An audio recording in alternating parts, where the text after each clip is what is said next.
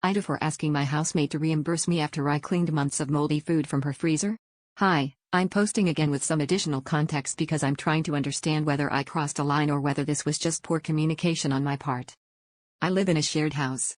One housemate has been largely absent for several months but still keeps belongings and food in the house. There is a second freezer in the kitchen that was originally meant to be shared, but over time it became used almost exclusively by her. We didn't realize the freezer had stopped working because the light was still on and it was rarely opened by anyone else. Eventually there was a very strong moldy smell coming from the kitchen. When I checked, all the food inside had gone off and appeared to have been molding for a long time, to the point that liquid had leaked onto the floor. I messaged her to let her know. She said she wouldn't be back anytime soon and asked if I could throw everything away. Because of the mold and the fact that the landlord needed to come and repair the freezer, I bought cleaning supplies, gloves, masks, disinfectant, and spent several hours cleaning it so the kitchen was safe and presentable. I paid for the supplies myself. Later the same day, I found out she had come back to town but went to stay at her girlfriend's place instead of coming to the house.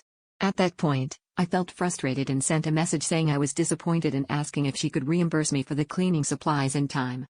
For additional context, over the past 4 months that she was here, I've regularly ended up doing shared household chores that were meant to be her responsibility as well, for example cleaning shared spaces, taking out rubbish, and cleaning up after her, without those efforts being acknowledged. She has a chronic health condition, which I try to be understanding about, but this has often meant tasks are left indefinitely unless someone else steps in. She responded angrily, said she was in town for medical reasons, accused us of not caring about her well-being, then blocked the rest of the house and left the group chat. I'm now wondering whether I handled this badly.